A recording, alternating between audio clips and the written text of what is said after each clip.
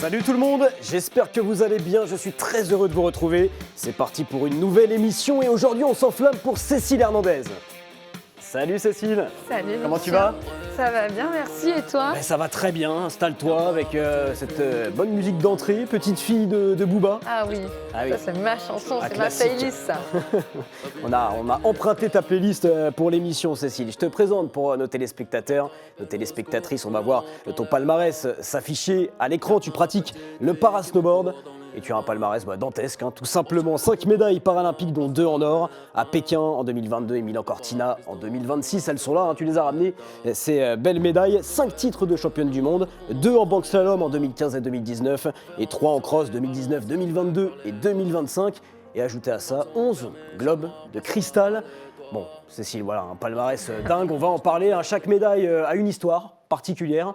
On va revenir, alors pas sur toutes les médailles parce qu'on n'a pas non plus 4 heures d'émission, mais on va essayer de faire le maximum. Avant de débuter cette émission, pour poser les bases, pour ne perdre personne, est-ce que tu peux nous expliquer, Cécile, la différence entre le snowboard cross et le bank slalom? Alors, le snowboard cross, on est un départ à 4, après avoir fait un training tout seul, qui va nous placer dans un tableau. On a un départ à 4, et après, c'est un tracé assez engagé. On l'a vu sur les ollies à Milan Cortina, il n'était pas très engagé. Par contre, le nôtre était très engagé, avec des bosses, des virages relevés, des gros sauts, des rollers. Et c'est le ou la première des 4 arrivée en bac à gagner. Okay. Le bank slalom, par contre, on est un par un. Et des virages relevés, sans les bosses. Et ces 2 chronos, c'est un peu moins ma discipline. Mais voilà, il y a une grosse différence de technicité, d'engagement entre les 2 disciplines. Allez, avant de se lancer pleinement, la question rituelle de l'émission, vous en avez l'habitude. La dernière fois que tu t'es enflammée, Cécile, pas forcément sur une planche de snow, dans la vie de tous les jours. La dernière fois, samedi soir, sur une piste de bowling, alors que c'est pas du tout mon truc, ça m'énerve d'être aussi nulle en bowling, donc je me suis enflammée en me régalant. En fait, je me suis enflammée parce que la compétitrice est ressortie, oui. Parce qu'à la fin j'ai fini par essayer de demander les barrières tellement que j'étais nulle. Alors je suis pas du tout bon en snowboard, mais par contre en bowling je suis pas mal. On pourrait essayer d'en faire un tous les deux, un petit défi. Mais moi je me suis pas assez enflammé aujourd'hui encore, Cécile, donc je te propose qu'on le fasse tous les deux. Avec plaisir. Allez, c'est parti, on va allumer le feu.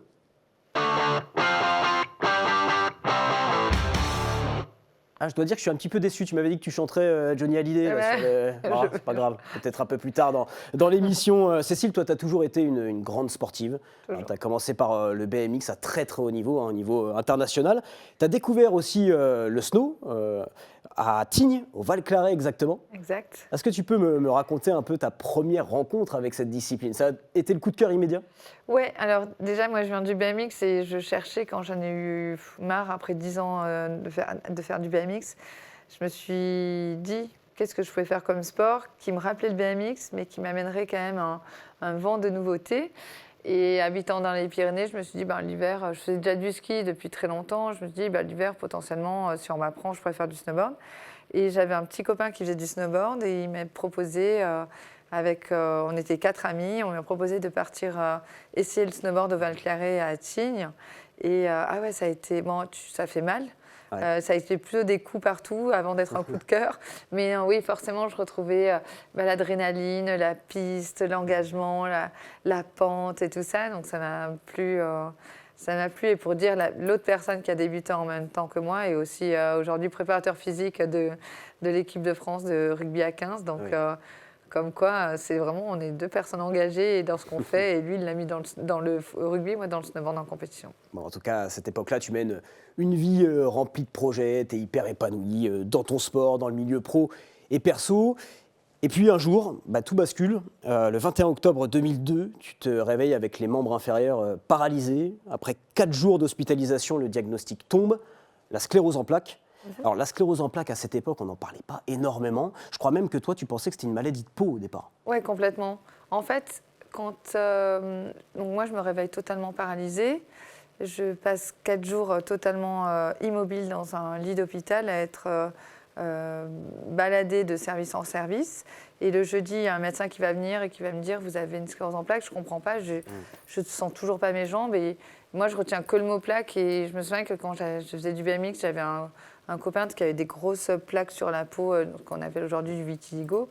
Et bien, je pensais que c'était ça. Et je ne comprenais pas non plus en quoi des plaques sur ma peau, que je ne voyais pas, pouvaient m'empêcher de marcher. En fait, c'était l'inconnu complètement. Et de me dire, je comprends surtout pas pourquoi je ne marche pas, pourquoi je ne ressens rien. J'ai passé 4 jours à me mettre des coups de fourchette, des coups de brosse à cheveux dans les jambes, sans rien ressentir. Et ça a été quelque chose de terrible de basculer dans ce monde de l'immobilisme, puis du handicap. Oui, parce qu'on explique quand même, pour nos téléspectateurs, la sclérose en plaques, elle survient lorsque le système immunitaire attaque par erreur la myéline.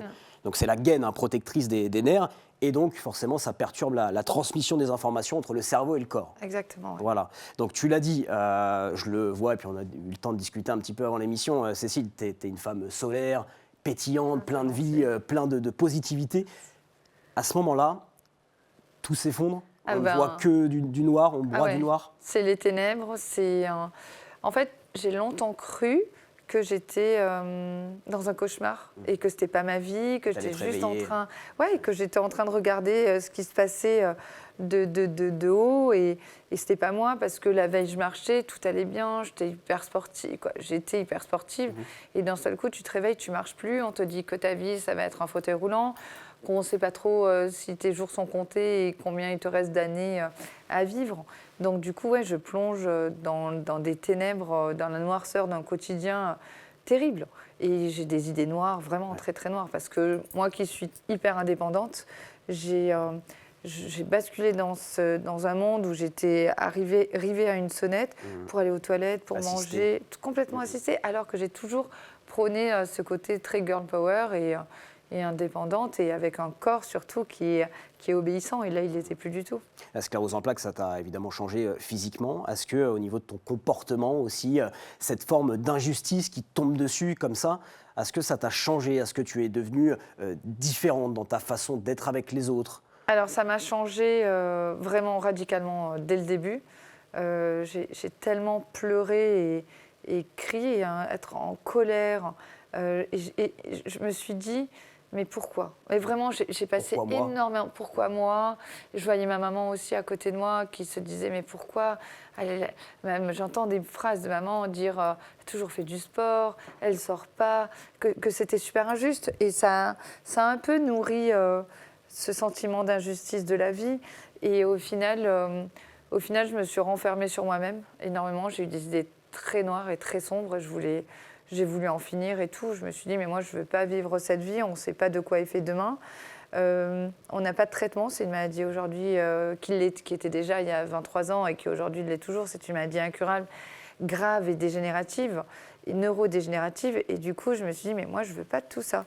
Et surtout, j'étais avec quelqu'un qui m'avait rencontrée complètement valide, complètement dynamique et tout, indépendante. Et tout ce que j'ai toujours voulu cocher dans mon profil de vie était à ce moment-là activé.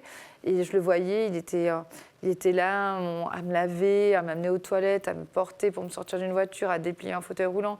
Je voyais maman qui galérait à charger. Je dis mais tout ça, j'en veux pas pour moi et je veux pas le faire subir aux autres. Donc du coup, je me suis vraiment dit, je vais en finir, je veux pas vivre cette vie. Et puis j'ai trouvé une espèce de thérapie ou une espèce d'exutoire dans l'écriture. Ça m'a fait beaucoup de bien parce que j'étais en centre de rééducation, je voulais parler à personne. J'ai passé 16 mois en centre de rééducation, je voulais parler à personne. Et au final, la maladie s'est aggravée. J'ai fait 7 poussées en 3 ans, c'est des crises. Et en 2005, j'en ai fait une autre terrible qui m'a permis à la fois de mettre une personne sur mon chemin qui a été un kiné et qui a bien compris comment il fallait me parler, bien compris que j'avais un sale caractère et qu'il fallait aller puiser dans ce sale caractère parce que c'était tout ce sale caractère que j'avais utilisé, entre guillemets, sale caractère. Oui, j'avais pas envie de me laisser abattre après avoir décidé de ne pas en finir. Quelque part, c'est dur ce que je dis, mais je me suis dit non, je veux pas en finir, on n'a qu'une vie et je vais me battre. Et ce kiné, Claude, m'a énormément aidé à accepter mon quotidien avec la sclérose en plaques et à retrouver une part d'autonomie. La force, tu l'as trouvée dans l'écriture, tu l'as dit. Tu l'as trouvée aussi dans la maternité, puisqu'en 2007, tu donnes naissance à ta fille, Victoire Éléonore. Je sais en plus qu'avant la maladie, c'était pas un projet d'avoir un enfant. Pas du tout même. Pas du tout. Et justement, quand tu me demandais si la maladie m'avait changé, elle te change du tout au tout. Et justement, avant d'être malade, je ne voulais pas d'enfant. Vraiment. Pourquoi? Tu voyais ça comme un frein à tout ce que tu menais à côté? Mes parents avaient divorcé, et même si mes parents s'entendaient très bien, et j'ai jamais souffert de ça, mais j'avais pas envie de reproduire potentiellement chez moi, on ne sait jamais ce qui peut se passer. Et finalement, quand j'ai rencontré le papa de ma fille, il a été très présent quand j'étais très malade, très très très malade et très faible, très affaiblie. Et il m'a dit, écoute, il m'a aidé à comprendre aussi le sens de la vie, que j'avais retrouvé de l'autonomie, que j'étais sûre que ma maladie n'était pas héréditaire ou génétique, donc je ne pouvais pas la transmettre de fait à ma fille. Et à partir de là, on s'est dit, pourquoi pas, on va se marier, pourquoi pas faire un bébé. Et ça n'a pas été simple, c'est pour ça qu'elle porte ce prénom. Ça n'a pas été simple parce que mon système hormonal, 2/3 des malades sont des femmes, donc on sait qu'il y a un facteur hormonal dans la sclérose en plaques. Et donc mon système hormonal ne fonctionnait pas bien et j'ai mis un petit moment à avoir Victoire Éléonore, d'où le fait qu'elle s'appelle Victoire. Et après, j'ai rajouté un prénom composé pour ça adoucir un peu le truc.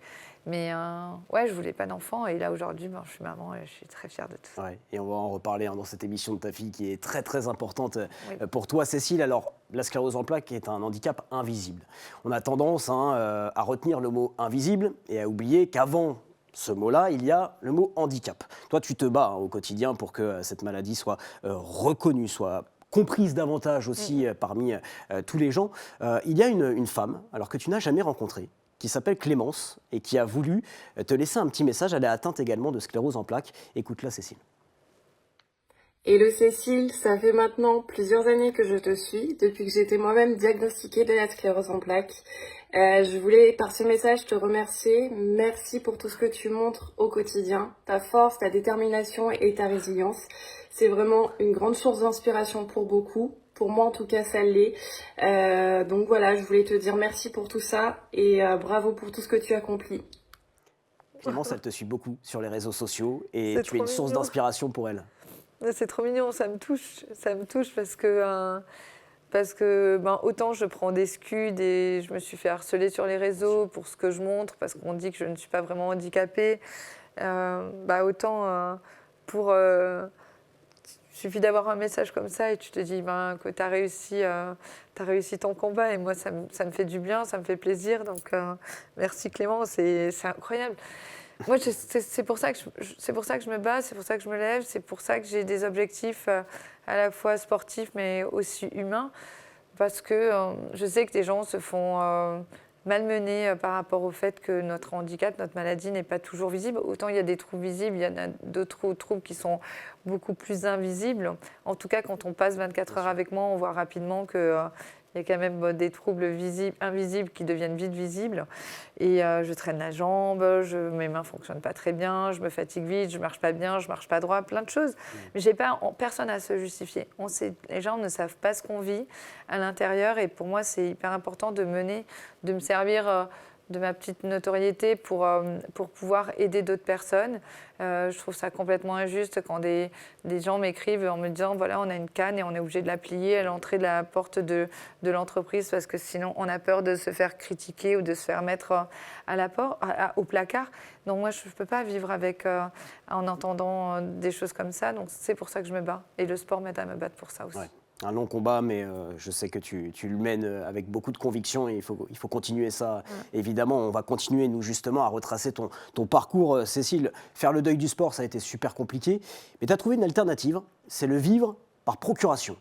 Puisque, il faut le savoir quand même, tu as été journaliste pour le groupe Figaro et tu as couvert les Jeux paralympiques de Londres en 2012. Raconte-moi cette expérience. Alors moi, je l'ai vécue avec Paris. Tu découvres un peu cet univers paralympique. Est-ce qu'à ce moment-là, grande sportive que tu as été, ça te donne envie? Tu te dis peut-être qu'un jour, j'aimerais bien être comme eux ou pas du tout à ce moment-là? Non, pas du tout. En fait, j'étais chroniqueuse en radio. Ouais. Et arrivent les Jeux de Londres. Et là, je me dis, mais Londres, j'habitais Paris. Arrivent les Jeux de Londres, je me dis, qui va parler de cette délégation qui va compter 144 athlètes? Et je m'intéresse un peu. On est au mois de juin. Les Jeux ont lieu en août. Et je m'intéresse un peu à tout ça et je me rends compte que personne n'a de grands projets. Et du coup, je vais taper à la porte de grands groupes. Et en leur disant, vous savez, il va y avoir une délégation de 144 athlètes qui va partir, qui va porter les couleurs de la France. Qu'est-ce que vous comptez faire? On ne compte pas faire grand-chose. Et là, je propose un plan média et d'aller sur place. Donc, je vais aller sur place. Mais à aucun moment, alors moi, je suis avec mes cannes et ma béquille, j'ai 2 cannes. Et à aucun moment, je me dis, un jour, je pourrais vivre ça. Aujourd'hui, on m'a tellement matraqué ce deuil du sport que pour toi, j'ai c'est fait bon, une croix. c'était rangé, fini, le sport c'est terminé. Et en fait, le chemin de deuil est tellement important à faire et lourd à faire qu'une fois que tu as refermé le livre de ta vie d'avant, c'est plus douloureux de raviver les cicatrices. Donc pour moi, non. Moi le coup, c'est de dire, je vais vivre le sport en mettant en lumière des athlètes que finalement la presse n'a pas l'intention de mettre en lumière. Et c'est mon combat, ça va être mon sport. Et je me retrouve à Londres, fascinée par la diversité des athlètes, par la richesse, par les émotions. Mais je les prends en pleine face en tant que journaliste, mais en tant qu'ancienne sportive. Bien sûr. Jamais je me dis, tu vois, il y a une catégorie neuro en athlée. Jamais je me dis, ou en natation, jamais je me dis, je vais aller faire ci, ça et ça. Non, parce que moi, je suis une sportive de sport extrême, BMX, snowboard, et je m'imagine pas dans ces sports-là. Et de toute façon, on m'a dit qu'il fallait faire une croix, donc ma croix, elle est faite, et on va pas rouvrir le chapitre, on va le vivre différemment. Et pourtant, une rencontre va tout changer en décembre 2013. Alors, tu pars faire un reportage à Valmorel et tu croises la route d'un parasnowboarder qui prépare à ce moment-là les Jeux paralympiques de Sotchi. Cet homme, c'est Patrice Baratero. Il t'explique qu'on peut faire du snow avec un handicap. Au moment où il te dit ça, parce que tu l'as dit, le chemin pour faire le deuil du sport est long, mais toi, voilà, tu avais une croix dessus, le sport s'était rangé de côté. Quand Patrice ravive la flamme, qu'est-ce qui se passe en toi, Cécile? Alors, au début, je me suis dit un peu lol, quoi. Je me suis dit... en plus, il me dit « Ah, mais t'as un handicap, tu faisais du snowboard avant ?» Il me dit « C'est génial. » Non, on m'a juste dit « Deuil, deuil, deuil, deuil, deuil, deuil, deuil. » Et là, t'as un mec du Sud qui débarque et qui te dit « C'est génial. » Et là, je me dis « Bon, blablabla. » Et je lui dis « Viens, on fait l'interview, on en parlera après. » Il me dit « Non, l'interview, on va le faire. Tu vas aller prendre une planche de snowboard, on va le faire sur les télésièges. » Et là, je me dis, je lui dis, mais je ne sais plus faire de snowboard. Je ne savais presque plus marcher. Je lui dis, j'ai des troubles d'équilibre, je n'ai pas de force dans les jambes. Il me dit, non, mais je vais te réapprendre à faire du snowboard. Et effectivement, il va prendre le temps. Il a cette passion et cette patience pour le parasnowboard. Lui, il est amputé de la jambe.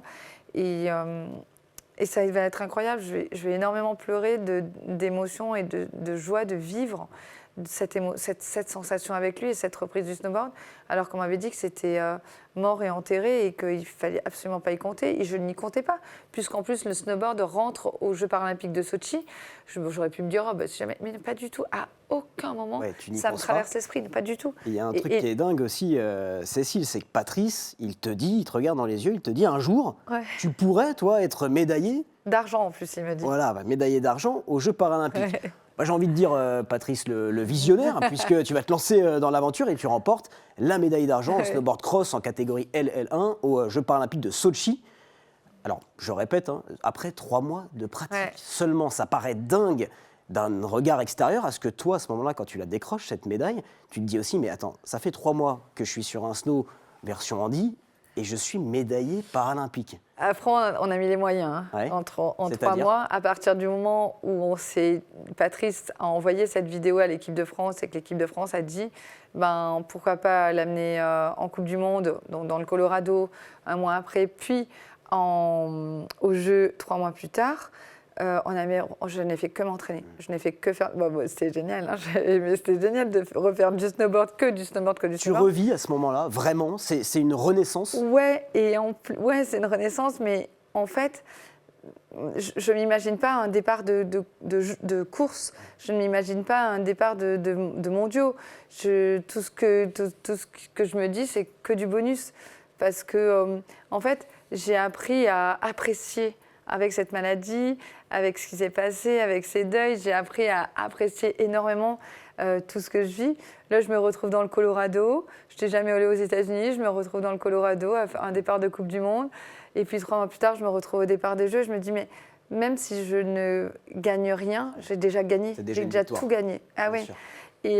Et du coup, ben, là, quand je me retrouve au départ des Jeux, je me dis, mais c'est une folie, c'est une dinguerie ce qu'il est en train de se passer, et tout ça sans pression. Même si j'ai envie de me dire, bon, je peux faire un petit exploit, parce que là, je suis dans une espèce de tourbillon, de cercle hyper vertueux et tout, je me dis, il peut se passer des choses, parce qu'on a quand même mis les moyens, on s'est vraiment entraîné 3 mois. 3 mois et où il y avait Luc Alphand, on s'entraînait à Serre-Chevalier. Luc Alphand venait, et je disais, mais tu sais, Luc, j'ai un peu la pression. Ah, la pression, ça se boit, il me disait. Écoute, je dis, bah, j'espère que j'en boirai une après les Jeux. Et ouais, je me souviens toujours de Luc Alphand quand il était bienveillant, super drôle à me dire, mais tout ce que tu vis, c'est que du plus. Mais moi, c'est que du plus. Et au final, je vais décrocher cette médaille d'argent. Et là, je trouve ça mais complètement une folie, une dinguerie. Où ma fille, tu vois, en 3 mois, il a fallu réorganiser toute sa vie. Donc elle a 7 ans à ce moment-là. Elle a 6 ans et demi. 6 ans et demi. Elle aura 7 ans en septembre 2014. Je me viens de me séparer de son papa. Donc du coup, va organiser, on est tous les deux à Paris, Oui. j'habite loin des montagnes, va organiser cette vie de couple, de famille aussi. Lui, il a été absolument génial, il m'a dit, mais t'inquiète, vis ton rêve, vis ta vie là, que tu es en train de vivre, c'est absolument fabuleux. Et moi, je le gère, Victoire et Léonore. Il me dit, c'est un peu précipité, les visas, les machins, on ne pourra pas venir en Russie. Mais c'était une folie, une folie. Ouais, l'expérience paralympique, sans même parler de la compétition, juste, alors je ne sais pas si tu as pu le village. Le village, tu les découvres gens. tout ça aussi. Oui, je découvre, et j'arrive sans pression parce que tu ne peux pas te mettre une pression. C'est hyper prétentieux de se mettre une pression alors qu'il y a des filles qui préparent ça depuis 4 ans, de se dire ben, je vais briller avec 3 mois de préparation. C'est la seule édition où finalement tu n'avais pas de pression. Non, ouais, c'est la seule édition. Ouais. Et là, je me dis, au final, cette no pressure, comme je dis, c'est d'être arrivé, comme ils m'ont surnommé, le Kinder Surprise qui sort de nulle part. J'ai une bipartite, j'ai une wildcard pour aller au jeu. Donc, du coup, je n'avais pas les points. J'ai une wildcard qui m'a permis d'avoir une place supplémentaire pour la délégation française. Donc, la délégation a été annoncée le 10. Je ne suis pas sur la liste, forcément, mais je le serai 2 jours plus tard. Et après, à partir de là, c'est ce tourbillon d'énergie positive qui m'a nourri et qui m'a fait aller décrocher cette médaille, qui est complètement dingue. Et ce tourbillon d'énergie positive, il ne va pas s'arrêter là, puisque non. 4 ans plus tard, tu remportes 2 médailles, le bronze en cross et l'argent en banque slalom aux Jeux paralympiques de Pyeongchang en 2018. Alors l'argent, le bronze, il reste l'or. L'or, et là on va ouvrir un gros dossier. Cécile, un dossier complexe, Pékin 2022. C'est ton moment, on se dit tous, bon là, elle va aller décrocher cette médaille d'or. Tout est difficile. Avant les Jeux, ta catégorie LL1 est supprimée. Tu demandes à être surclassé dans une catégorie où les athlètes ont un handicap plus léger, moins lourd que le tien. Ta demande, elle est acceptée, mais quelques semaines plus tard, le Comité international paralympique revient sur sa décision, refuse ta participation à seulement 2 mois des Jeux. Ouais, alors dit comme ça paraît dingue. Ça a été une période, j'imagine, ultra stressante et anxiogène, Cécile. Horrible. C'est l'ascenseur émotionnel où en 1 semaine sur 2, tu as un oui, 1 semaine sur 2, tu as un non. Mais va continuer de t'entraîner, te motiver. Moi, je croyais. Je crois en mon énergie, je crois à une belle étoile qui veille sur moi. Tu t'es toujours dit, je vais les faire ces Jeux, je vais y participer. J'ai toujours cru parce que je me dis, le sport, la loi du sport doit parler. Moi, j'ai un handicap qui est lourd, où tout mon corps est impacté. Je demande à aller courir avec des filles qui ont un handicap moins important que le mien. Donc, je ne vois pas pourquoi, surtout qu'ils nous testent pour voir si on n'est pas dangereuse pour nous ou dangereuse pour les autres. Ils nous testent, ils nous font rentrer en Coupe du Monde. De là, je gagne toutes les Coupes du Monde. Et à partir du moment où j'ai gagné, j'ai été un problème. Avant d'avoir gagné ces Coupes du Monde, je n'étais pas un problème. À partir du moment où j'ai gagné ces Coupes du Monde, je suis devenue un problème. Je gagne les championnats du monde, j'étais devenue un plus gros problème. Des nations ont carrément dit qu'elles ne voulaient pas de moi dans cette compétition et j'y ai cru. Mais ce qui m'a déçue, c'est de devoir passer par décrocher. J'avais les points puisque j'étais en Coupe du Monde, mais c'est de devoir décrocher ma place au tribunal en fait. Oui, une procédure judiciaire en Allemagne que tu as dû mener. Ouais, j'ai perdu. Pour moi, pour moi, j'ai perdu. Finalement, mon avocat y a cru. J'ai pris un avocat, ça m'a coûté très, très cher. Ouais, j'imagine. Très, très, très, très cher.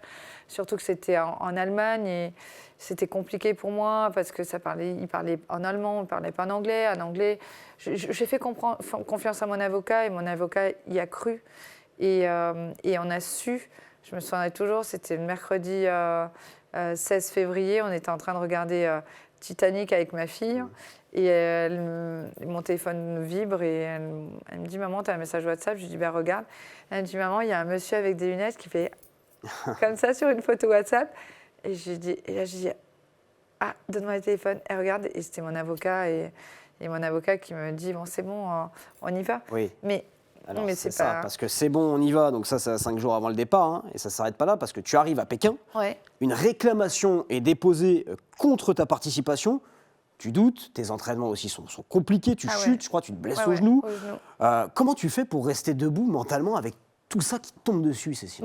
En fait, je crois en moi toujours. Moi, je crois beaucoup, ça va paraître un peu mystique ce que je dis, mais je crois beaucoup aux énergies, et à ce pouvoir de l'attraction. J'ai lu des livres incroyables sur ça. Et je me dis qu'il faut que j'y croie, et parce que le positif attire le positif. Et je trouverais ça tellement injuste. On parle de Jeux paralympiques. Les Jeux paralympiques, c'est de l'inclusion, c'est montrer que les portes sont ouvertes à la différence. Moi, certes, même si mon corps y est entier, je reste une des personnes les plus handicapées du circuit parce que tout mon corps est touché par la maladie. Et j'ai cru, mais sur place, ce qui m'a aidé un peu, c'est d'avoir que ce soit des Jeux Covid et que en fait, une fois qu'on faisait nos entraînements, on rentrait dans notre chambre. Sauf que je réussis mes entraînements un jour, le lendemain, je réapprends ça, je tombe. On m'amène au village, à l'hôpital du village olympique. Et le lendemain, mon avocat m'appelle. J'ai vu des appels dans la nuit, mais avec le décalage horaire, il me dit « Écoute, il y a encore un pays, ils ne veulent pas. » Je me pointe, l'entraîneur des Chinois me dit « Dégage ». Il me repousse dans l'aire de départ. Il me dit « On ne veut pas que tu sois là. » Ah, ça a été un enfer. Et je me souviens le matin de la course des qualifs, on fait la reco avec le coach et l'équipe. Et puis, je m'isole et je me mets à pleurer. Je me mets à pleurer parce que je me suis préparée d'une manière très rigoureuse pour ces Jeux. Et là, je me dis, mais c'est mon moment. Et j'ai cru. Et je laissé passer. Par contre, je laissé passer étape après étape, heure après heure. Ah, mais course après course, entraînement après entraînement. Et oui, le résultat, c'est ce qui est dingue, c'est qu'en fait, toute cette frustration, cette colère, cette injustice, cette rage, tu as réussi, Cécile, à la transformer en véritable force sur la piste. Vraiment. Qualification impeccable, quart de finale, demi-finale, finale, tu gagnes tout. Je gagne. C'est pour ça que j'ai pourtant autant lâché de larmes aussi à Pékin, parce que ça a été hyper dur. Mentalement, physiquement, parce qu'il a fallu continuer à garder le curseur de la performance, le curseur de l'entraînement, de la nutrition. Je dormais plus. J'arrivais plus à dormir. Et puis, tous les matins, tu te lèves, tu ne sais pas ce que tu vas recevoir comme nouvelle. Tu ne sais pas si finalement on va te dire non, c'est définitif, c'est non. Mais mon avocat, il a été incroyable pour ça. Incroyable. Et puis ce qui est magnifique aussi, Cécile, c'est que cette victoire, finalement, c'est une double victoire, j'ai envie de dire. C'est une victoire personnelle, sportive, et c'est également une victoire contre tout un système, en fait, qui a essayé de te faire flancher. Oui, complètement. C'est une victoire et je sais qui sont les personnes en fait qui ont vraiment qui sont les nations, qui sont les personnes qui ont vraiment déposé des dossiers parce qu'on a eu accès au dossier et je ne suis pas du tout surprise, mais là peut-être que ça ne s'est pas trop su, mais donc je gagne ma médaille le 7 mars. Et le lendemain, on reçoit un courrier d'avocat, comme quoi on me retire ma médaille. Oui, le combat n'est jamais terminé, c'est un enfer. Et je saurais que je peux garder, donc il a refallu porter plainte, et je saurais, en décembre. C'est énorme, hein, tu dois attendre 9 mois pour vraiment être sûr, cette médaille, de l'avoir autour du cou. Elle est à toi seulement 9 mois après. C'est dingue. Et moi, je me dis, quand tu as vécu tout ça, alors certes, il y a la médaille d'or, elle est magnifique, mais le combat a été d'une intensité dingue. Est-ce qu'on a envie de tout arrêter? Est-ce qu'on se dit, c'est bon, j'ai assez donné, j'ai eu la médaille d'or, j'ai galéré pour participer au jeu, pour la décrocher, j'arrête. Oui, parce que c'était une année pleine. J'étais globe de cristal, championne du monde, championne paralympique, et je me suis dit, je n'ai plus rien à prouver. Je vais avancer, je vais repartir pendant 4 ans, ne sachant pas comment mon corps et mon handicap vont évoluer. J'ai plus envie de mener ce combat pour être sûre de me sélectionner pour les Jeux. On va apprendre que finalement, les catégories sont combinées, donc en Coupe du Monde, en Championnat du Monde, quoi qu'il en soit, je serai dans cette catégorie où je me bats contre plus fort, physiquement. Du coup, je suis allée voir ailleurs ce qui se passait dans d'autres sports. Et notamment, j'ai découvert le parasurf et ça a été quelque chose d'incroyable. J'ai rencontré de nouvelles têtes, de nouvelles émotions, puisque pareil, mon coach m'a envoyé sur un Open international, je fais 2. Et avec 2 mois de surf, et je fais 2, puis je suis sélectionnée en équipe de France, je fais vice-championne de France, puis on part au championnat du monde, on est vice-champion du monde par équipe. Et là, je me dis, waouh, ça m'a fait énormément de bien. Et c'est très dur le surf, très très dur. Et ça m'a fait énormément de bien de rencontrer vraiment, d'avoir ce vent de fraîcheur dans ma préparation. Et après, j'ai décidé de reprendre le snowboard à fond et de me reprojeter sur Milan-Cortina. Oui, Milan-Cortina, la préparation, elle a été compliquée aussi, puisque tu as dû composer avec des obstacles de taille, déjà la dégénérescence de ta maladie, la sclérose en plaques, la blessure de ton coach aussi, qui a contrarié un peu ta planification, des blessures, rupture totale d'un ligament et 2 entorses à la cheville. Ouais. C'est pas la préparation la plus optimale. Est-ce qu'à ce moment-là, il y a un peu de doute qui arrive, Cécile ? Complètement. J'ai été blessée en peu de temps, comme je n'ai jamais été blessée de ma vie d'athlète. J'ai commencé par entorse du genou, fissure du ménisque. De là, je fais une entorse de la cheville d'abord. Et puis, comme je continue de rider, ça se transforme en rupture totale du ligament. Là, on me dit, si on t'opère, les Jeux, c'est fini. De là, je pars comme ça, je fais une double fracture de la cheville avec arrachement osseux et lésion du carrefour postérieur, mais je pars au championnat du monde, je gagne.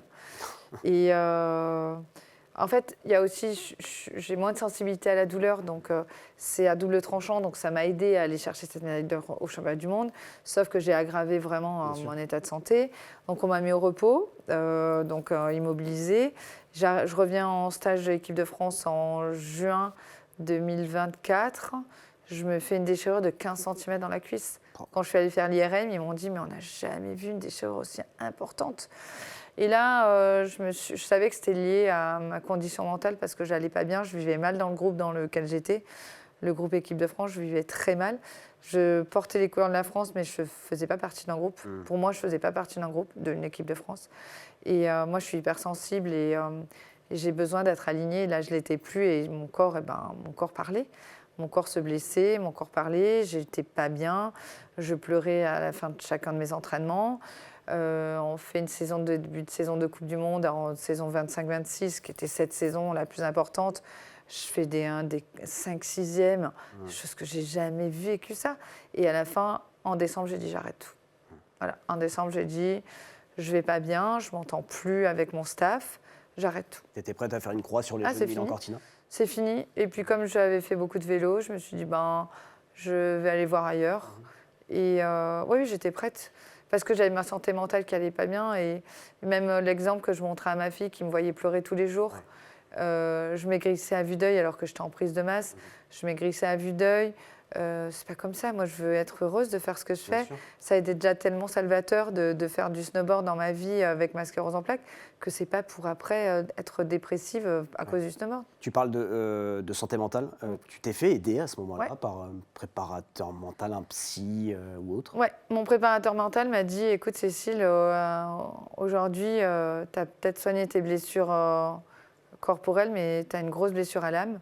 Et il me dit, c'est plus la préparation mentale qu'il te faut, c'est un psychologue. Tu avais déjà consulté un psy dans ta vie avant ça ? Jamais. Même pas pour la maladie. D'accord. Et tu étais, vis-à-vis de ça, alors il y a plusieurs types de personnes, certains vont voir facilement des psys se livrer. Est-ce que toi, tu avais un avis sur la question un peu différent ? Est-ce que... Moi, je me suis dit, tu sais, on pense que, à la fois parce qu'on est des athlètes, on est super fort, à la fois parce qu'on est aussi des athlètes paralympiques, du fait de notre handicap, on est hyper résilient et tout. Et nos histoires de vie, on est hyper résilient, mais au final, non. Et au début, je me suis dit non, mon parcours, oui, je suis une femme, je suis forte, je suis une battante, mais là, je vais pas bien. Tu peux pas finir chacun de tes entraînements en train de pleurer. Tu peux pas te blesser comme tu t'es blessée. Tu peux pas maigrir à vue d'œil. Non, ça, c'était pas possible. Et du coup, je me souviendrai toujours, c'était le 23 décembre, veille de Noël, j'ai quelqu'un qui m'appelle. Il me dit bonjour, je suis Christian Ramos, je vous appelle de la part de Carole. Je suis psychologue du sport. Et là, je me suis mise à pleurer, j'arrivais plus. J'étais dans ma voiture. Et mes premiers mots ont été de dire merci, merci, merci. Merci de m'appeler. Merci du fait qu'on ait transmis mon message. Et là, on a retravaillé. Tu parlais de allumer le feu. On a travaillé la flamme qui est en moi. La flamme, l'amour et la passion du snowboard. Et on m'a aidée à sourire à nouveau en faisant du snowboard. T'es au bon endroit, on s'enflamme. C'est parfait pour toi. Alors oui, voilà, un suivi psy, évidemment, ça te fait beaucoup de bien à cette période.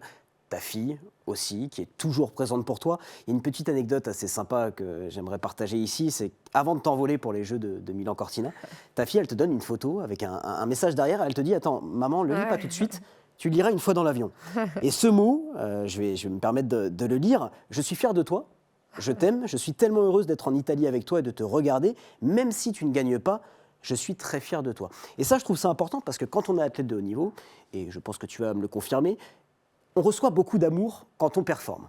On reçoit beaucoup de désamour aussi quand on se plante. Ça va très vite. D'entendre ta fille qui te dit « Maman, peu importe le résultat, moi je m'en fous, je t'aimerai toujours. » Est-ce que c'est important, Cécile, d'avoir ces mots-là à ce moment-là? C'est important, oui, parce que Victor Honor, moi j'ai perdu ma maman et j'ai toujours essayé de transmettre à ma fille tout ce que ma maman m'a transmis à moi. Et savoir que déjà ma fille serait là pour ces Jeux. Et d'en l'entendre, surtout qu'elle me dit, quand elle me donne la photo alors que j'embarque pour Milan, elle me dit « Lis pas, tu le liras dans l'avion ». Et quand je découvre ces mots, je me dis c'est le plus beau cadeau que je peux recevoir de mon enfant, c'est sa fierté, qu'elle ne m'en veut pas aussi de ne pas avoir été une maman toujours présente physiquement, même si j'ai toujours été présente à distance avec des visios, quand je pars 3 semaines au Canada ou ci ou ça pour des championnats du monde ou quoi que ce soit. Mais Victor Honor, avec ma maman, ce sont les 2 dernières personnes auxquelles je pense quand je suis dans ma porte de départ, quand je regarde le ciel et tout. Et qu'elle ait été là et qu'elle soit fière de moi. Mais je savais qu'elle serait fière de moi quoi que j'ai fait, quoi que je ferais et quoi que j'ai fait par le passé à cause de mes entraînements. Mais elle sera encore plus fière de moi le fait que je gagne. Et ça, c'était mon rêve absolu de gagner sous ses yeux. Et tu as aussi fait des Jeux de Milan-Cortina avec un nouveau rôle, Cécile, celui de porte-drapeau. Ça vaut une médaille, ça, d'être porte-drapeau d'une délégation, d'emmener toute une délégation avec toi. Alors, en l'occurrence, vous n'avez pas fait la cérémonie d'ouverture, mais tu étais porte-drapeau à la cérémonie de clôture. C'est un rôle à responsabilité? Oui, beaucoup de responsabilités. C'est un rôle qui demande beaucoup d'investissement. C'est un rôle qui demande de porter des valeurs d'une équipe, tout en combinant les valeurs que tu portes toi. Moi, celle de la longévité aussi, parce que je ne suis pas une jeune athlète, celle du fait de vouloir parler du parasport féminin, parce qu'on n'était que 2 athlètes, plus 3 avec Perrine la guide, mais d'essayer d'inciter et d'ouvrir des carrières au parasport féminin ou aux jeunes femmes ou aux femmes tout simplement qui auraient envie de pratiquer du ski, du snowboard ou du nordique. Et pour moi, c'était une responsabilité aussi d'encourager ce groupe, de les amener. On était tous pédales, on était vraiment une petite délégation, donc de leur dire qu'on est tous capables.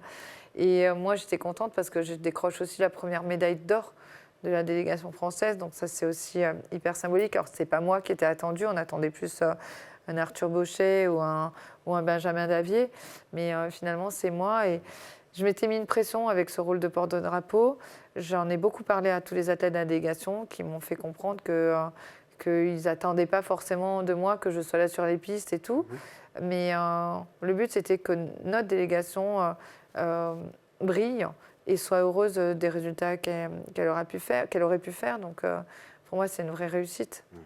Alors les qualifs de ces Jeux de Milan-Cortina en cross, alors tu es un peu déçu sur les qualifs. Bon, tu fais le deuxième temps, tu es un peu un diesel, toi, Cécile? Ouais, c'est complètement. C'est lié à ma maladie, je suis un design neurologique, je le dis toujours. C'est ça, c'est comme ça que tu te décris. Le lendemain, place aux demi-finales et finales, donc là c'est le plus important, c'est là où il faut être dedans. On dort bien entre la nuit, entre les quarts de finale et puis demi-finale, finale, ou comment ça se passe? Je t'avoue que je prends quand même des petits trucs pour dormir. Ouais, okay. Mais on a le préparateur mental m'aide avec la cohérence cardiaque et tout, et à mieux dormir. Et je ne sais pas, je ne veux pas être prétentieuse, mais j'ai visualisé depuis que septembre, en fait. Je me visualisais vraiment en train de gagner, en train de faire une célébration. Et j'avais vraiment confiance en mon potentiel pour aller gagner. Et du coup, tu n'es pas beaucoup plus sereine, tu n'es même pas sereine d'entendre le réveil ou quoi que ce soit, tu vois, le mental est incomplète. Mais j'ai dormi avec beaucoup de sérénité. Je me suis couchée très tôt et j'ai dormi avec beaucoup de sérénité. J'avais confiance en moi et d'avoir eu cette colère là sur les qualifs parce que je fais le deuxième temps, ça m'a juste mis encore plus de force. Ouais, ça encore plus de force. Ouais, ça pique et j'étais en colère parce que le tracé avait changé alors que moi je suis une personne qui aime bien les tracés engagés. Là, ils avaient un peu nivelé vers le bas, mais je savais que j'étais en train d'acquérir de la confiance et que j'allais aller chercher une médaille. Ouais, et tu vas la chercher, la plus belle, la médaille d'or, devant l'américaine Kate Delson. Les deux Chinoises chutent assez vite et puis tu maîtrises la course vraiment en patronne, un run de patronne, vraiment. C'est ce que je me suis dit dans le départ. Avant même de partir, tu t'es dit, je vais faire un run de patronne? Ouais, avant le départ, on le voit, je m'accroupis dans la gate et je me dis, c'est ce qu'on avait travaillé avec mon préparateur mental, je me dis, je suis chez moi, parce qu'en fait, je voulais occulter tous les mauvais souvenirs que j'avais en stage équipe de France. Et on avait travaillé, même avec Victoire Lenore, ma fille, elle était venue me filmer, parce que j'ai ma piste privée aux angles, elle était venue me filmer, me faire des chronos et tout, avec son petit carnet, me faire des départs et tout. Et j'ai envie, avec mon coach aussi, Mathias, avec qui on s'est entraîné pour préparer les Jeux, j'avais vraiment envie de garder ces sensations-là et ce feu sacré là, qui continuait à le maintenir en veille. Et en fait, je m'accroupis et je me dis, je suis chez moi pour vraiment cet ancrage positif de ma station. Et je suis une patronne. Je suis à 1 minute de vivre mon rêve. Et c'est ce que je me suis dit. Et ça a marché. Ouais. C'est ce que tu as fait, une victoire pour ta fille aussi, Victoire Éléonore, qui était là. Vous étiez toutes les deux en larmes. Alors, tu en as beaucoup parlé de ce moment suspendu dans le temps, dans différents médias. Moi, j'ai envie de te poser une question un peu différente sur le lien que tu as avec ta fille.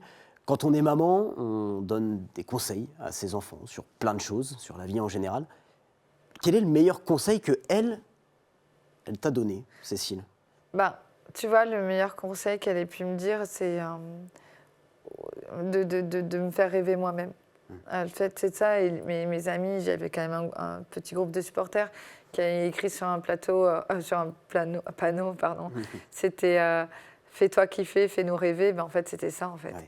C'était de moi, elles savent, mes amis, mon groupe, tout le monde sait à quel point j'aime ce que je fais, quand c'est bien fait et quand je suis alignée. Et donc, à partir du moment où tout allait être aligné, je savais que je pouvais vraiment faire des choses. Et ma fille, elle me l'a dit. Et à un moment, je suis partie pendant 2 heures m'isoler entre les trainings et mon run de demi. Je suis partie pendant 2 heures m'isoler et j'avais un livre et je suis allée la voir en passant. Et alors que j'avais dit au préparateur mental que je resterais dans ma bulle, et je suis allée la voir. Et elle me dit « Maman, fais-toi plaisir ». Et c'est ça qu'elle m'a dit. Elle m'a pris dans ses bras, elle m'a dit « Maman, je t'aime ». Elle me dit « Maman, fais-toi plaisir ». Elle me dit « De toute façon, t'es la meilleure ». Et en me disant ça, elle a fait que nourrir tout ce que je pensais de moi et tout ce pourquoi je m'étais préparée, parce que la préparation mentale est aussi un élément moteur de la performance. Et en me disant ça, elle a fait qu'enfoncer le clou de cet ancrage. Il y a des mots comme ça, plaisir, il y a des mots comme ça sur lesquels on a travaillé, des ancrages mentaux qui ont fait que révéler la lionne qui était en moi, quoi. Eh oui. Et en te faisant rêver toi-même, tu fais Ouais. rêver les autres Ouais, aussi. c'est ce que je voulais. J'ai cru, Cécile, alors peut-être je me trompe, mais tout à l'heure, j'ai cru apercevoir sur ton bras gauche un tatouage avec inscrit La Vita est Bella. Ouais, c'est ça. Tu l'as Je fait. viens de le faire. Voilà, ben voilà. Tu l'as fait après Milan Cortina pour Je l'ai fait célébrer après. un peu cette. Ouais, et je l'ai fait. J'ai fait aussi un petit 8 parce que c'était le 8 mars, c'était la journée de la femme. Et j'ai fait La Vita est Bella parce que c'était l'un des films préférés de maman. Ouais. Et qu'on a beaucoup regardé. Et au final, ben ouais, la vie est belle. La vie est belle. Et du coup, ben là, ça m'a. Est-ce qu'on le voit, ouais. Voilà. Et du coup, ça m'a encore prouvé qu'à partir du moment où voilà, ce feu sacré, pour moi, il est hyper important. Il est hyper important, je l'ai perdu, on l'a ravivé. Et aujourd'hui, je sais que cette médaille, elle est incroyable pour ça, pour rapport à tout ce que j'ai vécu. Et j'ai l'impression que les gens n'ont pas arrêté de me dire bah, plus c'est dur, plus t'es forte. Mais j'en avais marre d'être dans le dur, en fait. J'étais dans le dur pour Pékin. Finalement, j'étais dans le dur mentalement pour les Jeux de Milan Cortina. Et c'est pas facile d'être tout le temps dans le dur aussi. Hein. Bien sûr, bien sûr. En tout cas, cette victoire, elle est magnifique. Alors, en banque slalom, tu voulais aussi aller chercher l'or. Bon, ça s'est pas très bien passé. Tu finis 4e. Tu as décrit cette journée comme, je reprends tes termes, une journée de merde. Voilà, ça arrive aussi. Tout a été. Ouais, c'était une galère de A à Z. Hein. Je me lève, je perds mon protège-dents qui est fait sur mesure et qui me permet d'être positionné. Mon coach se trompe de planche, il ne monte pas les bonnes fixations. Finalement, je fais un run de training super. Je fais un run premier passage, je suis 3 à 0,70 de la gagne. Et là, on sait que je suis un diesel, donc on sait que... Il m'est arrivé à des courses de Coupe du Monde où j'étais à 3 secondes et finalement de gagner avec une seconde d'avance, de gagner avec 4 secondes, de prendre 4 secondes. Donc là, on se dit 0,70 de la gagne et 0,40 de deuxième, c'est rien. Et finalement, le coach va mal serrer ma porte de départ et je vais partir et la porte on va partir en branle, ça va me mettre en déséquilibre toute la course. La question que je me pose, moi, c'est que voilà, le grand public se dit, bon, Cécile Hernandez, c'est magnifique, médaillée d'or, elle conserve son titre en cross. Mais la compétitrice que tu es, est-ce qu'elle garde un goût d'inachevé sur mais ces complètement. Jeux de Milan Cortina ? Là, on m'attendait vraiment. J'avais pris le globe du bank slalom. J'ai gagné toutes les Coupes du Monde de cette année, de 2025. En la saison 2025 janvier, je gagne les Coupes du Monde avec des temps extraordinaires. Et donc, tout le monde m'attendrait vraiment en championne paralympique de banque. Peut-être en snowboard cross 1 ou 2, mais bon, pas plus loin. Mais à partir de là, on s'est dit c'était une déception pour moi. Surtout que je fais 4 à 0,4 du podium, alors que j'en laisse une seconde 70 en haut, avec ce problème de la porte de départ. Donc voilà, une journée de merde. Journée de merde, mais des Jeux Olympiques dans l'ensemble, et Ouais. paralympiques évidemment. Très réussi, une 5e médaille paralympique à 51 ans. Oh là là. T'as anticipé pour la suite. Et oui, voilà, tout est prévu. 51 ans, et je tiens à le préciser, tu fais largement moins, Cécile. Un exemple de longévité, et Thomas Signé qui va nous en parler dans cette émission. Toujours. Moi, un exemple de longévité. Également. Ouais. Merci, oui, parce que 55 ans, en fait, pour Cécile, ce sera facile encore. Bien Elle a sûr, trop anticipé, encore des médailles. Lucien, déjà. Visionnaire. Exactement. Ça va, Lucien, ça va, Cécile ? Oui, ça va, et Très toi bien. Oui, ça va très bien, très bien. Prêt à parler justement de cette longévité. Moi, j'ai envie de mettre les pieds dans le plat. Voilà, je vous le dis. Parce qu'il y a des records, d'âge olympique, paralympique. Ils sont magnifiques, ils sont exceptionnels, mais ils sont sur des disciplines qui sont quand même, il faut le dire, moins physiques. Donc, on va en parler. Si on a les chiffres. Le record olympique, par exemple, en tir, c'est le Suédois Oskar Swan, 64 ans, titré en 1912. En plus, on remonte loin. Mais bon, ce sont les records historiques, médaillé encore à 72 ans, en 1920. Mais c'est du tir. Voilà, il faut quand même le dire. De l'or à 73 ans aussi en 1948 pour John Copley en gravure. Et oui, Ah oui. en 1948, la gravure Ok, pourquoi était pas. une discipline olympique officielle. D'hiver ou d'été? D'été, d'été, Important. je crois. Ouais, c'est vrai que ça pouvait être sur les deux.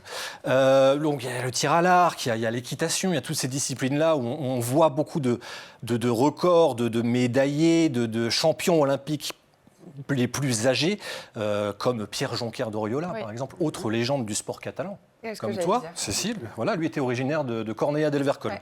qui accessoirement est mon village historique familial. Mais enfin bon, là on s'égare. On s'égare. Enfin pour toi, c'est Ah, le... j'étais aussi il n'y a pas très longtemps. Ah, pour, j'imagine bien. Et puis c'est voilà. le moment, toi aussi, peut-être de saluer ta famille. On salue nos familles et toutes ouais, les Pyrénées-Orientales. Toi, c'est Saint-Estève, c'est Ouais, ça, je c'est crois. ça. Hein. Voilà. Mais bon, on s'égare, pardon. Repartons sur les différences entre les disciplines physiques, moins physiques. Il y a des records dans la voile aussi. Le croquet en 1900, par exemple. On a aussi des records vraiment de champions, de médaillés au-delà de la soixantaine. Mais pour les disciplines physiques, alors si on reste sur les Jeux Olympiques, par exemple, déjà, c'est Jeannie Longo qui reste la référence. Voilà. Mais Jeannie Longo, à Atlanta 96, elle a seulement, entre guillemets, 37 ans. Ah ouais. Voilà. Elle est championne à 37 ans. En argent à Sydney 2000, donc 4 ans plus tard, 41 ans, médaillée. Pour être un petit peu plus proche de toi, Jeux d'hiver, on a Johan Claret, 41 ans, Ouais. médaillé aussi. Voilà, un record. Ah, Un record. Mais on est sur du 40 ans, hein, de la petite quarantaine, entre guillemets. Donc lui, c'était Pékin 2022. Hein. Alors, si on passe sur les Paralympiques, on a la nageuse américaine Trisha Zorn, par exemple, qui a 55 médailles en natation, de 1980 à 2004. Donc 55 médailles, dont 41 en or. Voilà. On a la Britannique Sarah Storey, qui, elle, a mélangé, on commence à s'approcher doucement des profils multisports, tu vas voir où je vais t'emmener, natation et vélo.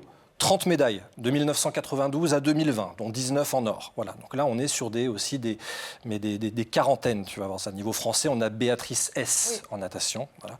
20 médailles d'or, de 1984 à 2004. Mais on a beau chercher, Cécile, même aux Paralympiques, on est loin de toi, parce que les 3 filles dont je viens de parler ont toutes fini leur carrière entre 40 et 43 ans. C'est un record déjà assez monstrueux, mais on est sur, en gros, une dizaine d'années de moins que toi. Alors je suis allé trouver un exemple, peut-être que ça te parle. Un exemple, mais chez les garçons. Chez les filles, il n'y a pas à chercher, il n'y a pas mieux que Cécile. Et d'assez loin, franchement, hein. J'ai pas mal fouillé. Hein. Est-ce que ça te parle, le nom de Heinz Frey, Non. le Suisse? Il a, alors mêlez-lui en plus, ça va te parler, je pense, athlétisme, ski et handbike. Waouh. Canon. De 1984 à 2020, 2021 même. C'est vrai que j'ai dit plusieurs fois 2020, c'était même 2021, puisque c'était Tokyo un an plus tard finalement. Une machine, 35 médailles, dont 15 en or. Et donc, à la base, il a commencé sa carrière sur l'athlétisme et le ski, pour ensuite bifurquer plus récemment encore sur le handbike. Il a fini avec même donc des dernières médailles à Tokyo à 63 ans. Waouh. Voilà. Bon, Donc là, Cécile, arriver. est-ce C'est que... la marge, hein. Ça va, t'as de la marge. Voilà, Ah, mais j'aime là bien. forcément, je me dis, ça t'inspire peut-être. Il a fallu que j'aille chercher loin, mais on a trouvé Heinz Frey, une légende, voilà, un monstre. Oui, j'ai une fin. Qu'est-ce que ça t'inspire?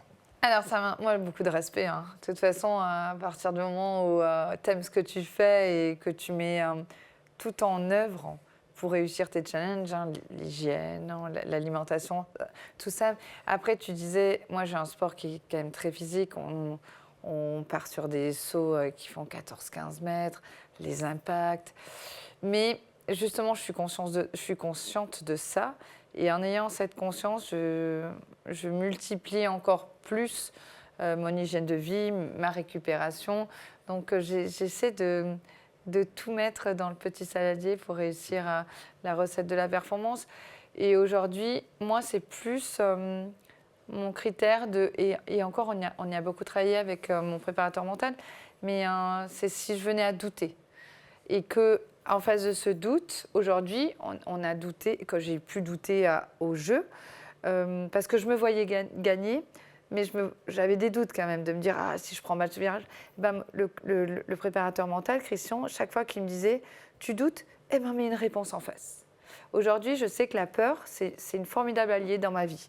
C'est-à-dire que si la peur met un coup de projecteur sur quelque chose qui va me faire douter, sur lequel je doute. Du coup, si je doute, quelle réponse on met? Comment on s'entraîne en face pour qu'il n'y ait plus de doute? Donc aujourd'hui, quand la part de doute ne trouvera pas de réponse en face, là, j'arrêterai. Mais pour l'instant, j'ai pas envie.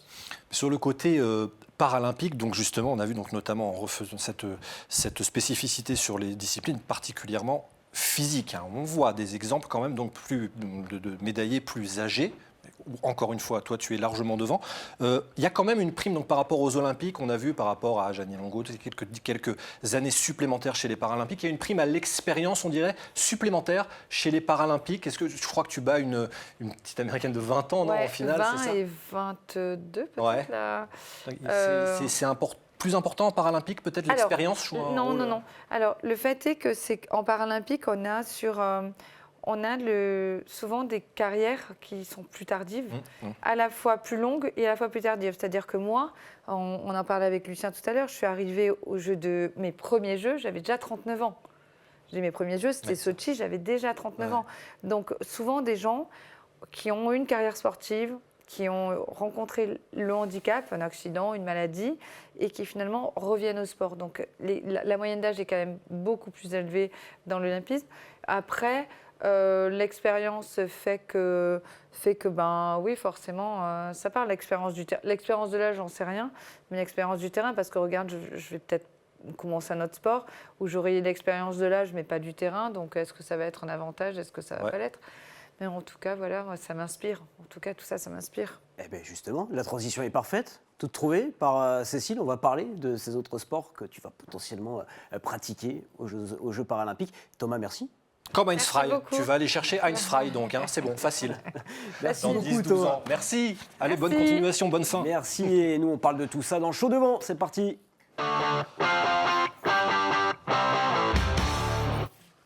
Et oui, Cécile, tu vises une médaille paralympique dans une toute autre discipline, le cyclisme sur piste aux Jeux paralympiques de Los Angeles en 2028. Alors on va faire rapide sur cette séquence. Tu m'as un peu parlé aussi tout à l'heure de para-escalade. Ça te plaît?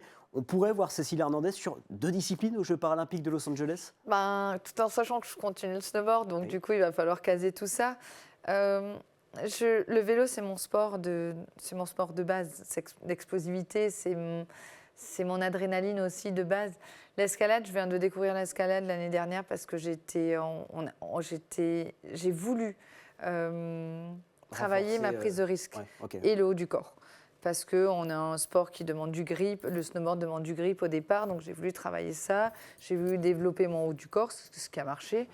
Et donc j'ai eu une grosse marge de progression, mais forcément quand tu débutes, tu as forcément une marge de progression. C'est ça qui est excitant, qui est challengeant, grisant, c'est de repartir de zéro. Ouais, c'est ça. C'est ça, et quel que soit l'âge, hein, de repartir de zéro, c'est ce que j'ai fait dans le parasurf, c'est génial. Et puis le vélo, ben, on m'a proposé un projet et j'en fais déjà beaucoup. Je fais déjà pas mal de routes et tout ça, de l'enduro et du gravel. Et du coup, je dis, ben, why not? C'est aussi un nouveau challenge et j'aime bien ces petites nouveautés, ces challenges. C'est vraiment... je fonctionne comme ça, en fait. Oui. Et pour autant, hein, tu l'as dit, tu ne mets pas du tout de côté le parasnowboard. Hein, tu vas disputer également les Jeux paralympiques en 2030 en France.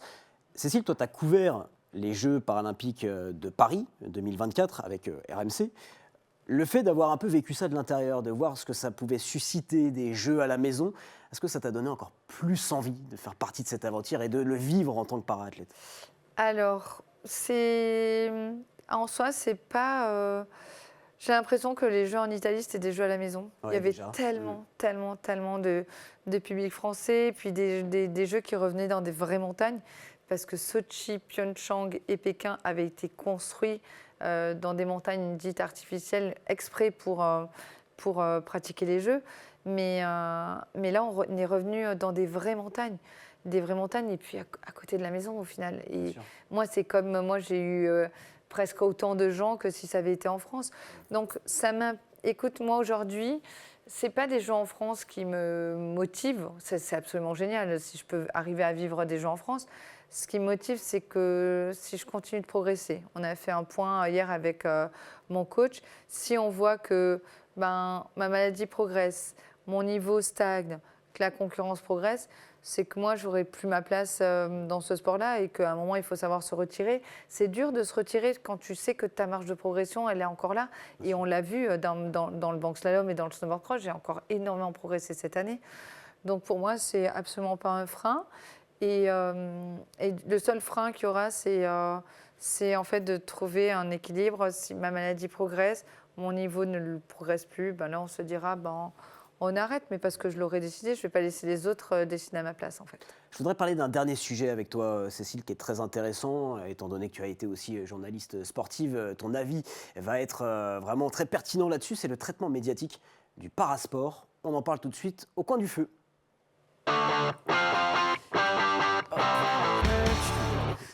Allez, je te rejoins dans ce beau canapé, Cécile. Oui, le traitement médiatique du parasport, alors c'est un vaste sujet, un sujet complexe. Antoine Fillette, notre graphiste, s'est amusé à nous faire un beau visuel pour illustrer l'évolution des unes du journal L'Équipe sur le parasport de 2020 à 2026. Alors 2020, aucune une consacrée aux athlètes en situation de handicap. La première, elle date du 24 août 2021, date d'ouverture des Jeux Paras, mission en or. 2022, 6 ont évoqué les Jeux Paras, mais en bandeau seulement. Tu en fais partie de cette, on ne voit pas bien, mais attendu comme le Messi, on voit Cécile Hernandez en bandeau. 2023, à un an des Jeux Paras, le parasport reste le grand absent avec seulement une demi-une. 2024, bon là c'est l'année des Jeux, 13 unes consacrées au parasport. Et 2025, 0,5 une également, Aurélie Aubert et Alex Léotet. 2026, la une de l'équipe, Cécile Hernandez. Avant d'en parler un peu de cette une, quel est ton regard là-dessus, sur l'évolution du traitement médiatique du parasport ? Alors, mon regard, il est évidemment d'une... Alors, je vais dire deux choses. Ça ne va pas assez vite. Parce que je pense que les médias ont un rôle d'information et en fait, ils ne jouent pas le rôle parce que le rôle, c'est de proposer différents sports, une diversité, une richesse. Et en fait, ils considèrent que personne ne va s'intéresser, donc on ne montre pas. Donc en fait, tu prends le problème à l'envers. Donc, un, ça ne va pas assez vite. Et deux, il y a quand même une belle évolution. Donc, j'ai vraiment deux avis. C'est-à-dire qu'on peut reprendre les choses. Avant, il n'y aurait rien eu. Aujourd'hui, sur France Télé, pour citer France Télé, on a quasi le même nombre d'heures de direct pendant les Jeux. Mais une fois tous les 4 ans pour les sports d'hiver, une fois tous les 2 ans pour les Jeux paras et d'été, les Jeux paras d'hiver. C'est absolument pas assez parce qu'on n'est pas que des athlètes une fois tous les 4 ans. Donc du coup, pour moi, il faut mettre des moyens, il faut montrer parce qu'on a vu aux gens que ça plaisait. Il y a des gens qui sont venus, Paris a fait énormément de bien. À la fois, ça a magnifié les sports et les lieux ont aidé le public à non pas comprendre le parasport, il faut juste voir le sport en lui-même. On parlait du cécifoot tout à l'heure hors antenne, mais au pied de la Tour Eiffel. Au final, c'est du foot. Certes, les athlètes, ils ont un handicap visuel, mais ça reste du sport, avec des champions paralympiques au pied de la Tour Eiffel. Donc voilà, tout ça a créé une émulation autour des Jeux paralympiques et autour du handisport. Et en fait, il faut montrer de belles images. Il faut arrêter d'être dans un traitement misérabiliste ou d'apitoiement. Oh là là, ils sont relevés de handicap. Oui, c'est comme un athlète valide se sera fait des croisés. Toute proportion gardée.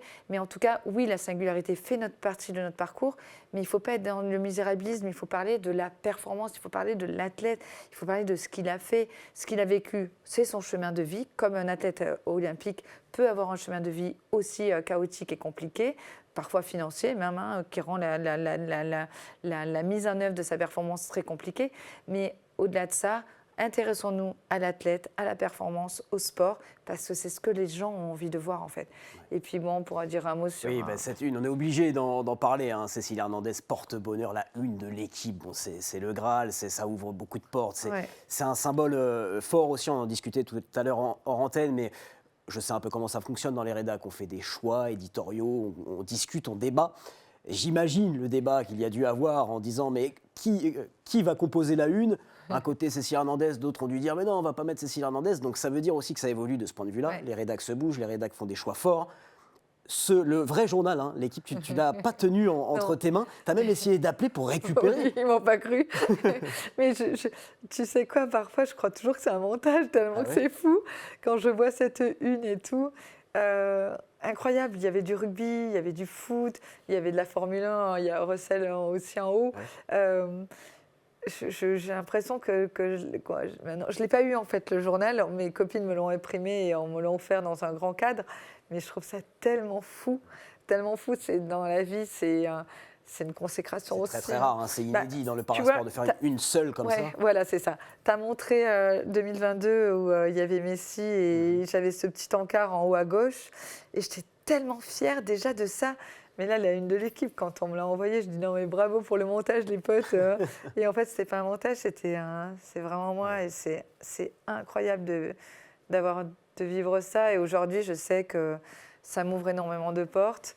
Mon agent m'a dit aujourd'hui tu n'as plus besoin de faire de dossier de quoi que ce soit, tu as juste envoyé la une de l'équipe et voilà, moi je suis hyper fière, je voulais le mettre en fond d'écran de mon téléphone, je ne l'ai pas encore fait, c'est toujours ma fille mais je crois que quand même... C'est bien réel et c'est amplement mérité. On va finir cette émission par la dernière séquence, le tout feu tout flamme, c'est parti.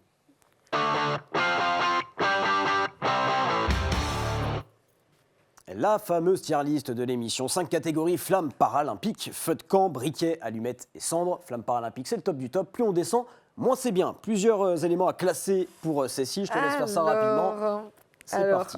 Tout ce que je déteste, il y a des choses quand même que je déteste. Allez, ça va aller vite. Alors, cendres, bien sûr. Les ascenseurs, je suis ultra claustrophobe. Les blind tests, ça... J'adore, surtout sur le rap. Ah, c'est vrai? Ouais. Bah tiens, regarde, on en a un petit pour toi. Coucou maman, j'espère que ça va. Alors premièrement, je tiens à te re-féliciter et te redire que je t'aime très fort. Et ensuite, je vais te faire un petit blind test comme je sais que t'aimes ça. Alors la première musique...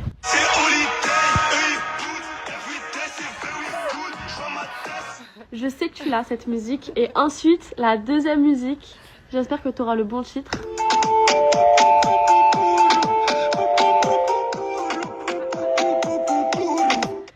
C'est Sous la lune de Jul et pas Dans ma bulle de Jul parce que t'aimes bien inventer les titres des chansons. Bon, gros bisous maman, bonne soirée. Ma beauté, Alors, non, le blind mais test est réussi. non, mais incroyable. Bah oui, parce que c'est pour ça que, en fait, le premier c'est bon, bah, L2B et La Fouine. Et donc du coup, on n'arrête pas de chanter ça dans la voiture. Et le deuxième, eh ben, parce qu'en fait, j'arrête pas de dire dans ma bulle. Dans ma bulle, c'est Diams, non? Non, dans ma bulle, c'était Diams. Et elle déteste quand je dis ça. Je lui dis, mais moi, dans ma bulle. Maman, c'est Sous la ligne. Je lui dis, non, mais ça me permet d'être dans ma bulle. Donc, s'il te plaît, fais un effort. Et non, mais incroyable. Hein. Oh, ma chérie, toujours. Ouais, je remercie Alors, Victoire et Léonore, ta fille, pour le petit message très sympa. Incroyable. Ginny et Georgia, plutôt pas mal. Hein. L'Irox, on va le mettre... pareil, là. Oh non, les distributeurs de papier toilette, je déteste. Oui, alors, les distributeurs de papier toilette sur les aires d'autoroute, c'est extrêmement précis, mais tu n'affectionnes pas ça? Non, je déteste le papier. Le papier, il prend jamais. C'est vrai que ça peut être une belle galère, ouais. Donc, du coup, dans les cendres, le ping-pong. Alors là, je mets au défi de venir Je suis très fort au ping-pong aussi. Hein. C'est vrai? Ouais. Bah, je t'invite chez Vas-y, moi. vas-y, J'ai ok. une table de ping-pong C'est chez moi. Et, par contre, il y a une petite mise à mettre quand tu veux t'afficher. Je déteste les gens en retard. Alors ça, je déteste les gens... Oh, ma star, Arina Sabalenka. Ah ouais, je suis... La techno, je déteste. Ouais, je suis d'accord avec toi. Je déteste. Le télésiège... Télésiège, alors j'ai envie de te dire, je vais mettre dans le briquet, mais j'ai envie de te dire que je préfère les télécabines des angles parce qu'il y a ma tête maintenant dessus. Ouais. Donc ça, c'est absolument génial. L'USAP, allez, je donnais le coup d'envoi il n'y a pas longtemps. Et les vides-greniers aussi, c'est ma grande passion. J'ai passé dimanche dernier 4 heures sur un vide-grenier. Dernière petite question, Cécile, tu dois choisir entre les blind tests, le ping-pong, Arina Sabalenka, l'USAP ou les vides-greniers? Les blind tests avec ma fille. Ah, les blind tests avec la fille. Ouais, évidemment, on a une dernière petite surprise pour toi avant de conclure cette émission, Cécile. Écoute ce message. Salut Chica, bon comme tu le sais, on est super fiers de ce que tu as fait. On est super fiers d'avoir vécu ça à tes côtés surtout.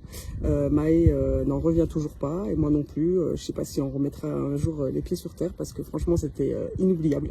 Donc maintenant qu'on est rentré dans le game, va falloir qu'on te suive un peu plus et que tu continues à nous apporter autant de victoires, de médailles d'or, de tout ce que tu veux, que du bonheur quoi.